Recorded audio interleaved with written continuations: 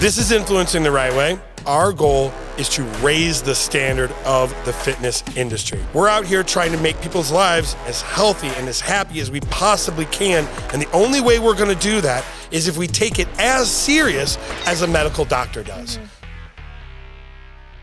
We are back again, baby. It is the Viking with Influencing the Right Way. And as always, with me, Sarah freaking Sloan. What is going on, girl? Hey. All right, so let's get this started right. We are here to raise the standard of the fitness industry. What do we mean by that? We mean that the place that the fitness industry is right now, we're not okay with. Ain't good enough. Why is it not good enough? Well, that's because right now there's a lot of people doing this job that are just taking it as a job. Like, yeah, I make some money doing this. It's a nice side gig. Get out of my industry. I don't want you in here. I only want people in this industry that are doing it because they're here to serve other people. We're here to get people healthy, happier, longer lives.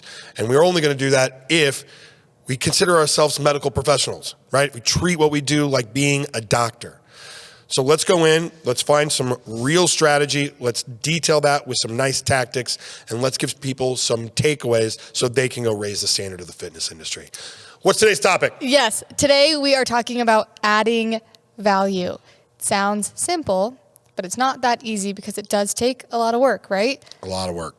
So I'm going to get started. The first one that I want to get into here is about the abundance versus scarcity mindset. Beautiful. Get me going on that. So this is really what actually the whole premise of this comes down to. The reason why we don't want to give is because we think we're going to run out.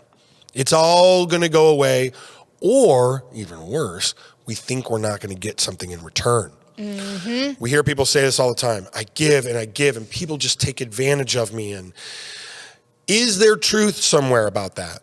Sure. People do take advantage of other people. Mm-hmm. But the real switch that you've got to make is that most people are good. They really are. So that would be the scarcity mindset. Absolutely. Got it. The scarcity mindset is, I don't want to keep giving because if I give, people are just going to take. Well, yeah, they're going to take, but they're also going to give back. And the deeper, more important part to that is when we say give, it's giving from inside, right? We're not just handing out dollar bills to people.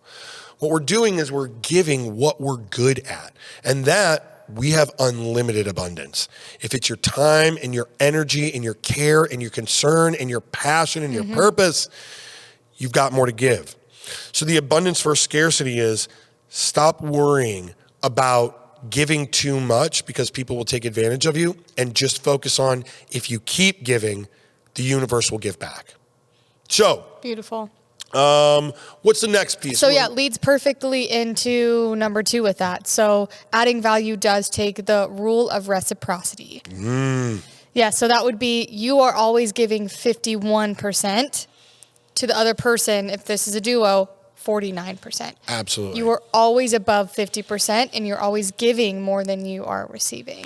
So give me an analogy. What is some kind of like situation at work or in your personal life where that kind of like can show itself out? Yeah, that's a good question. So if you think about at work, right? Say I'll just use our industry for an example. Okay. Say I'm going in and literally going into a gym to add value.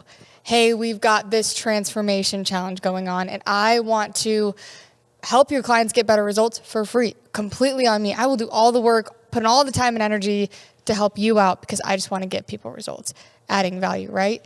Absolutely. Then say they actually send all of their clients into you and you take care of all of them and you make a ton of money because they come in and buy the stuff also that you're selling, right?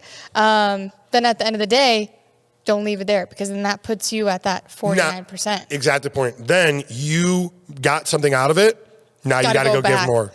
So once it drops below, once it gets to 49, you're like, oh, I got to go back. Got to be that one who's giving 51% of the time. I like the analogy here of the relationship with your significant other, right? Mm-hmm. A lot of times we do this. It's like I hear this all the time. I want to date a guy who has blank. I want to date a girl who has blank. That they have these physical attributes. Mm-hmm. They have this kind of job. They're this tall. They're this pretty. Whatever it is, right? what you're doing is extracting value. It's okay to want certain things, but switch this around. I want to find somebody that I can give trust. I want to find somebody that I can give communication, that I can go share these moments and things with. If you're always thinking about what can I give to this person, your relationship is always going to be in a healthy state. Yeah. Because if you're doing that for that person, they're not constantly thinking, they don't do anything for me. I don't want to, why do I even put up with this? Right? Now what they're thinking is like, all this guy does is just like do the right things and care for me. Then they want to give you the things that you always want because they're constantly doing the same thing, the 51-49. Yeah, there's a guy who shops with us who is so good at this. His name is Colin, and I hope you're listening. I know you are.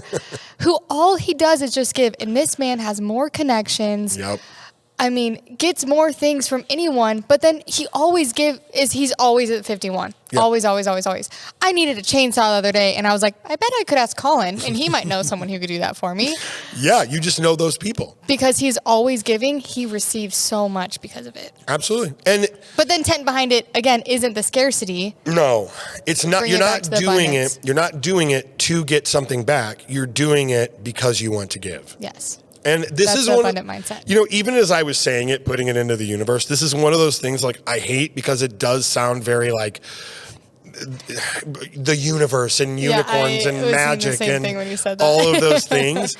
And like, I don't like that. This actually is genuinely, there's another podcast where I talk about this. This is actually what's called game theory. There is literally a mathematical model to this. This isn't foo-foo like whimsical thinking. Actually, with other human beings, if you give at the correct ratio, you will end up getting what's called the giver's gain. And they will feel as though you are a person that can help them because you're constantly giving. And they want to be in a good relationship with you because they want to keep receiving. So they want to give to you. That's how positive correlation between two people works. But you can't fake that. No. If the intent is off, no matter what you say, how you do it, they'll know. We will always know. Yeah. Okay.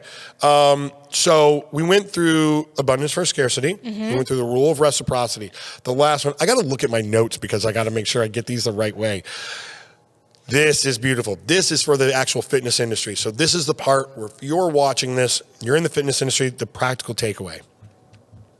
Let's say you are a strength and conditioning coach. So what your job is to take people who want to get stronger for whether sport or for themselves, and they want to add muscle. Your specialty is using progressive overload, getting them stronger, making sure their nutrition is right so that way they can gain the muscle, recover correctly. And then all of a sudden somebody comes to you and they're like, hey, I heard you're really good. And you ask them, what do you want to achieve? And they say, I want to be able to run a marathon. Well, that's not what you do. So rather than taking that person because it's money in your pocket, what you're going to do is you're going to find someone else in the fitness industry who does specialize in long distance triathlons, marathons, endurance athletes, whatever. Because when you come up with somebody that you're not the best to help them, when you give that to somebody else, two things happen.